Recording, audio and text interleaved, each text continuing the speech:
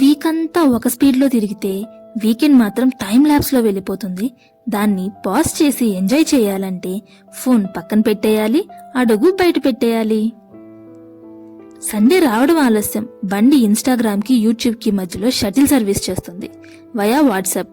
అందుకే బద్ధకాన్ని ఇంట్లో భద్రంగా వదిలేసి చొక్కా లాగు తగిలించుకొని ఈ బుడంకాయ బుడ్డదానిలాగా చెట్లంట పుట్లంట తిరగడానికి బయలుదేరాం. ఇక్కడ పక్కింటి వాళ్ళతో మీ కోడి మా ఇంట్లోకి వచ్చి రెట్టేసింది, మీ చెట్టు ఆకులు మా కాంపౌండ్లో పడుతున్నాయి అని గొడవలు వేసుకోవడానికి స్కోప్ ఉండదు. ఎందుకంటే ఇక్కడ ఇంటికి ఇంటికి మధ్య ఇంకో 4 ఇళ్లు పట్టేంత గ్యాప్ ఉంటుంది.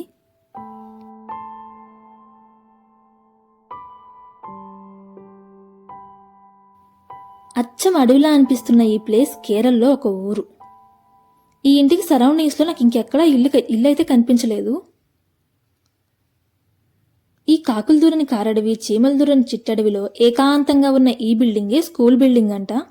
స్కూల్లో బ్లాక్ బోర్డు బెంచులు లేకపోయినా నేను ఫీల్ అవ్వను, కానీ స్కూల్ ఎదురు తోపుడు బళ్ళేవి, చిల్లర కొట్టులేవి, బేకరీలేవి.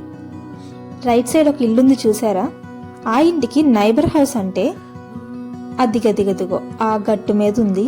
నాకు తెలిసి ఈ నైబర్స్ ఇద్దరు లైఫ్లో ఎప్పుడూ ఒకరినొకరు చూసుకొని ఉండరు. ఇక్కడ నుంచి మళ్ళీ నెక్స్ట్ ఇల్లు కావాలంటే అదిగదిగో ఎదురుగా కనిపిస్తుంది కదా అదే. ఇలా ఇంటికి ఇంటికి మధ్యలో ఒక లైట్ ఇయర్ డిస్టెన్స్ ఉంటుంది. ఇక్కడ నుంచి మనం ఇక్కడికి వచ్చేసాం. మీరు ఎప్పుడైనా టూరిస్ట్ ప్లేసుల్లో ఇలా డైపర్ వేసుకున్న చెట్లను చూసారా? ఇవి రబ్బర్ చెట్లంట. మన ఇండియా ప్రొడ్యూస్ చేసే రబ్బర్లో 90% కేరళ నుండే వస్తుంది. కేరళలో ఉండే soil, climatic conditions rubber cultivation కి చాలా బెస్ట్ అన్నమాట. ఇందులో ఈ కంటైనర్లో కనిపిస్తున్న లిక్విడ్ ని ప్రాసెస్ చేసి రబ్బర్ చేస్తారు. ఈ చెట్టు బెరడుని ఒక పద్ధతిలో చెక్కి చెట్టు నుండి వచ్చే లిక్విడ్ చిప్పలో పడేలాగా సెటప్ చేస్తారు.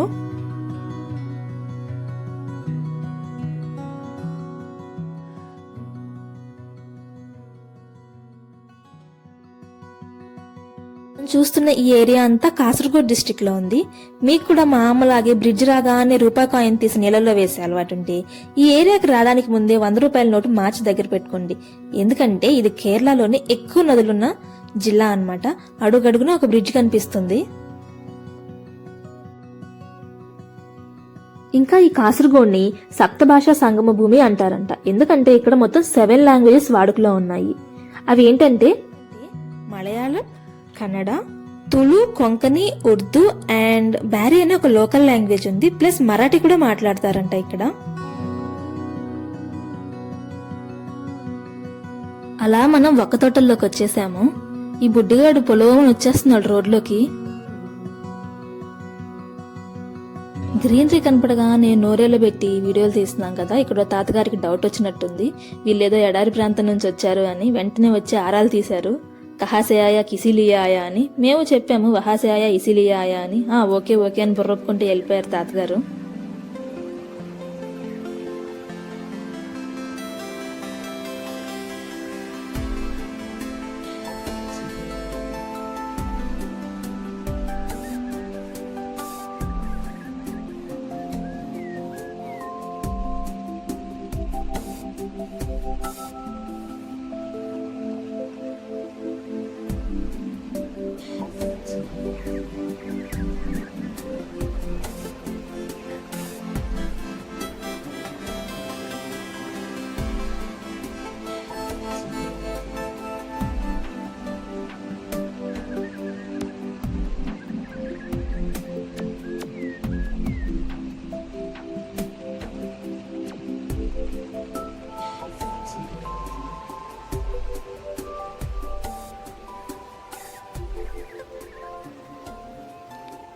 రిటర్న్ లో ఈ బామ్మ కనిపించారు. ఈజీగా 70 ఏళ్లుంటాయి. కట్లు మూపు మోసుకొని క్యాజువల్ గా వెళ్ళిపోతుంది. మనమేమో 25 ఏళ్లకి కింద కూర్చొని లెగవాలంటే బాడీలో ఉన్న బోన్స్ అన్ని బ్రిటానియా బిస్కెట్ లాగా కరకరలాడుతున్నాయి. బాబోయ్, మన సూర్యారావు గారు డ్యూటీ దిగేలో మనం ఇంటికి వెళ్ళిపోవాలి.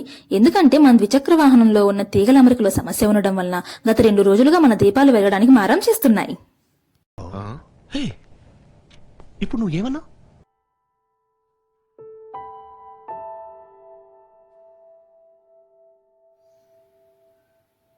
ఎప్పుడైనా మీ చుట్టుపక్కల మలయాళీస్ ఉన్నప్పుడు వాళ్ళకి ఎలాగూ తెలుగు రాదు కదా అని చెప్పి మీరు తిరణాల్లో బుడకలమ్ముకునే వాళ్ళగా గట్టి గట్టిగా అరిచి మాట్లాడకండి.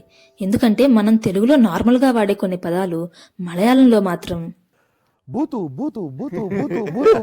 సో జాగ్రత్త. ఇక మనం ఇంటికి రిటర్న్ అవుతూ ఉండగా దారిలో ఈ బ్యూటిఫుల్ ప్లేస్ కనిపించింది. ఏదో టెంపుల్లా ఉందే అని చెప్పి ఆత్రం ఆపుకోలేక వెళ్ళిపోయాము. ప్లేస్ అయితే చాలా బాగుంది. వెళ్ళిన తర్వాత అర్థమైంది అదొక ప్రైవేట్ ప్రాపర్టీ. టెంపుల్ పక్కనే ఇల్లు కూడా ఉంది. ఎవరిదో ఫ్యామిలీ టెంపుల్ అనుకుంటా. చాలా అందంగా ఉంది. చుట్టూ నేచర్, మధ్యలో క్యూట్ టెంపుల్. నాకైతే ఇలాంటి ప్లేసెస్లో ఉండాలంటే చాలా ఇష్టం, కానీ చచ్చినా ఉండను. ఎందుకంటే ఈవినింగ్ 6 తర్వాత నాలో ఉన్న క్రియేటివిటీ లెవెల్స్ అమాంతం పెరిగిపోతాయి అన్నమాట. దండం మీద ఆరేసిన బట్టలు కనిపిస్తే నాకు గాల్లో వేలాడే మనుషుల్లాగా అనిపిస్తాయి. ఇక వస్తువులు నీళ్ళైతే రకరకాల షేపుల్లో కనిపిస్తాయి. ఇంత సైలెన్స్ లో వాల్ క్లాక్ ఉండే సెకండ్స్ ముల్ చేసే సౌండ్ కూడా నాకు మినీ హార్ట్ అటాక్ తెప్పిస్తుంది. సో నేను ఇలాంటి ప్లేసెస్ కి అస్సలు పనికిరాను.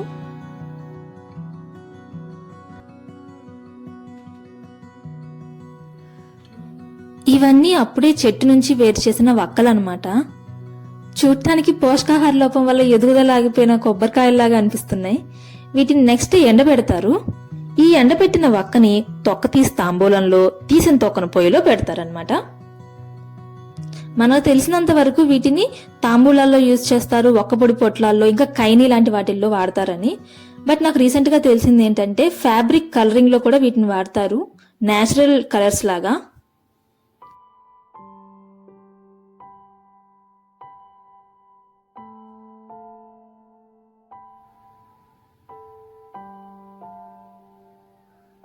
దారిలో సుబ్రహ్మణ్య స్వామి టెంపుల్ కనిపించింది. చాలా హ్యాపీ అనిపించింది. నేను ఒకటి స్ట్రాంగ్ గా నమ్ముతాను, మనం వెళ్ళాలనుకున్నప్పుడు కాదు, దేవుడికే మనల్ని చూడాలనుకున్నప్పుడు మనం టెంపుల్కి వచ్చేలా చేస్తాడు అని. అలాగే అనిపించింది. చాలా హ్యాపీగా ఎంటర్ అయ్యాం టెంపుల్లోకి. నేను ఇంత ఎమోషన్ అయ్యానంటే అక్కడ ఏదో జరిగిద్ది. టెంపుల్ క్లోజ్ అయ్యింది. It's okay, some times happens. ఈ టెంపుల్ చూసారా, కేరళలో ప్రతి టెంపుల్ ఆల్మోస్ట్ ఇలాగే ఉంటుంది. గర్భగుడి, దాని ఎదురు ఒక మండపం ఉంటుంది, చుట్టూ ఇలా ఏమంటారు దీన్ని, ఏదో ఒకటి ఉంటుందన్నమాట. సేమ్ ఇదే స్ట్రక్చర్ లో ఉంటాయి టెంపుల్స్ ఏవైనా. టెంపుల్ పక్కనే ఇలా రివర్ ఉంది. రైనీ సీజన్ లో వస్తే ఇంకా చాలా బాగుంటుంది. ఈవినింగ్ ఏదో అన్నదానం ఉందనుకుంటా, అందరూ ప్రసాదాలు ప్రిపేర్ చేస్తున్నారు. టెంపుల్ ఉన్న లొకేషన్ అయితే చాలా అంటే చాలా బాగుంది. మేము అలా అడుగు పెట్టామో లేదో ఆకాశంలో అంతా గందరగోళం. కాకులు అనుకుంటారేమో, అవి గబ్బిలాలు. ఇన్ని గబ్బిలాలు వచ్చి ఎందుకు ఇలా అరుస్తున్నాయో నాకు అర్థం కాలేదు. మళ్ళీ మనుషుల మీదకి ఏ వైరస్ ప్లాన్ చేశాయో.